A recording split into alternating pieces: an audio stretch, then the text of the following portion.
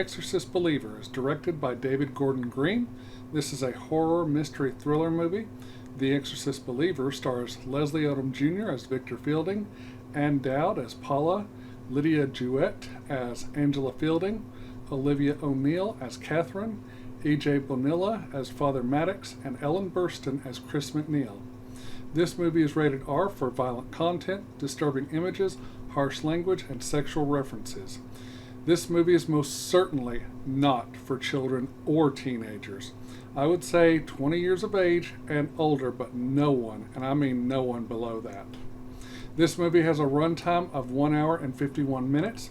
The Exorcist Believer was released in theaters in the United States on Friday, October 6th, 2023. I saw this movie in theaters this past Thursday night. Now, before I begin, I just want to say two quick things about the movie.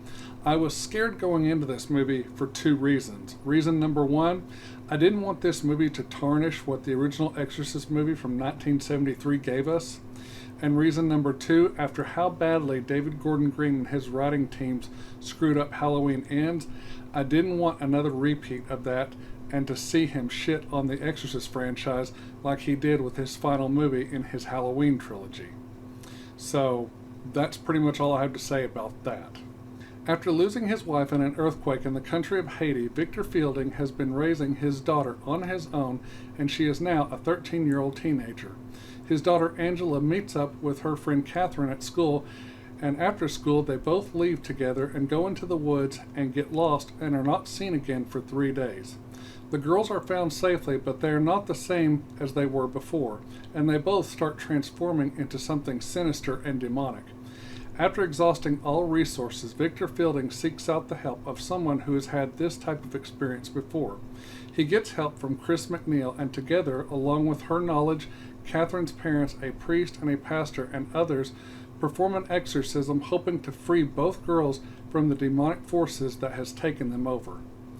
That is the summary synopsis of this movie. Here are my negatives. I don't have very many negatives for this film, but I do have a few. To start off with, I had one big question, and that came when Chris McNeil was talking to the demon inside Catherine, and she says, "We have met before." Okay, so does that mean that the demon inside these girls is the same one that possessed Reagan so many years ago? Is this Pazuzu the demon that Father Damien Karras and Lancaster Marin cast out of Reagan? That was never clarified in this movie, but if she says we have met before, then that seems logical that it is the same demon who possessed Reagan. At least that's my thinking on the matter. So another thing that bothered me is, why did the church priest and the other church priest officials refuse to do an exorcism on these girls? Did they not believe that this was not a genuine case? I mean, what other evidence did they need of the two girls possessed at the same time? I mean, they've pretty much gathered all the evidence, and the evidence seemed real enough to me and to all the others who helped perform the exorcism. So why is it not a genuine case for these priests and these, church officials? I didn't understand that. I was like, you guys are supposed to be knowledgeable on this subject, and you're just brushing it off like, no, it's not that. One scene that they could have done away with was when the parents were first looking for the girls. Victor goes down into that sewer area, and that damn snake jumps out at him. That was not necessary, and it was not needed. Plus, it scared the hell out of me. I hate snakes. In the words of Indiana Jones from Raiders of the Lost Ark, snakes. Why did it have to be snakes? Also, why did the demon inside of Catherine have to do what she did to Chris McNeil? I thought that was absolutely pointless. I mean, the writers and the director bring back Ellen Burstyn to reprise her role as Chris McNeil to be part of this story, and then to turn around and do that to her character? Really? I mean, why do that to such a beloved character? I'm sorry, but I call bullshit on that, and it really pissed me the hell off. Those are all my negatives. Now here are my positives. I thought the story was great. It was a lot better than The Exorcist 2 and The Exorcist 3, and also the two Exorcist prequel movies. It was also way better than the Exorcist series from a few years ago that they did on the Fox network that only lasted for 2 seasons. This movie was also way better than the Conjuring movies as well. This movie was well written and very well executed. I was thoroughly impressed. There were some things I would have done differently or maybe left out, but very few things.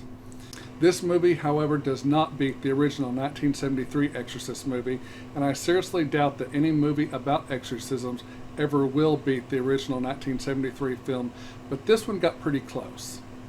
As far as acting goes by the actors, I thought they all did a really good job, though most of the actors I didn't know at all, and I was not familiar with anything that any of them had done prior to this movie.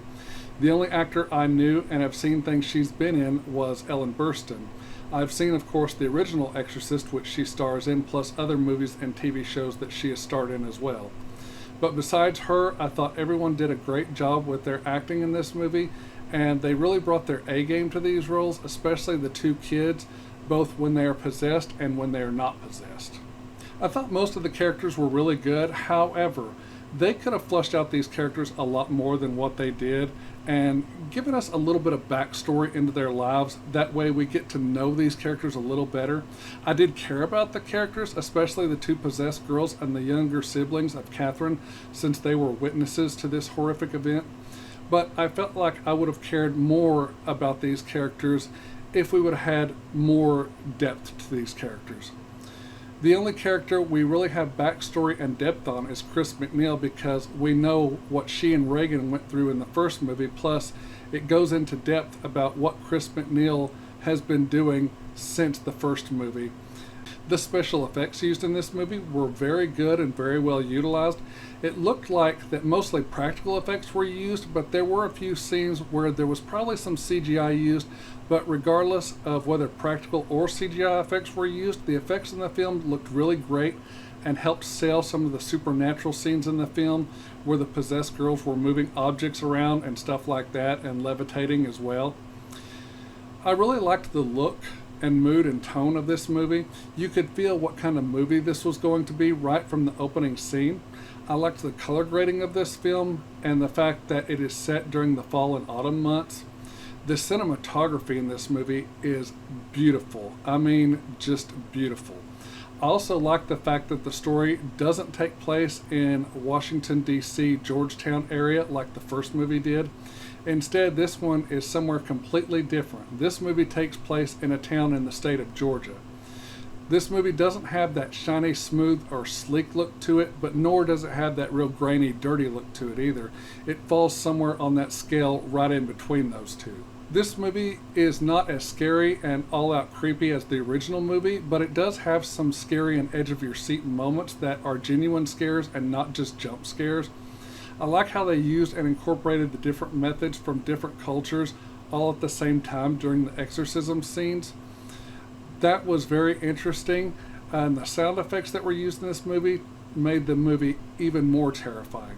So the music in this movie was very well done and fit the movie perfectly as well, especially the updated main Exorcist theme. The music and the way the film looks and the way it's shot really sets the tone very well, and the music is a character within itself.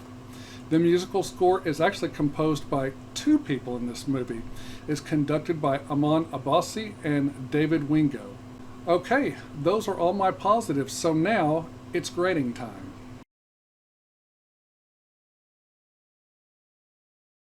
I'm going to give the David Gordon Green horror film The Exorcist Believer a very powerful A. Here are my final thoughts. I've heard since this movie was released that a lot of people have really been shitting on it and saying that it's not a good movie and not a good follow-up to the original movie. Well, I have to disagree with them. This is one of the best horror movies this year. It's a wonderful sequel to the 1973 film. Does this movie have problems? Of course it does. What movie doesn't have problems? It sure beats The Exorcist 2, The Exorcist 3, the two Exorcist prequel movies, and the Fox TV show, this year's Scream 6 movie, and it also beats last year's Halloween Ends, which was also directed by David Gordon Green. This is one of those movies that I believe personally will only get better with age. Will I be buying this movie on Blu-ray and DVD to add to my movie collection? Oh, that's a definite yes. Okay, that's it for this video. Thank you all so much for watching. I'm going to say good night God bless. I love all of you, and I will see you all in the next video. Bye-bye.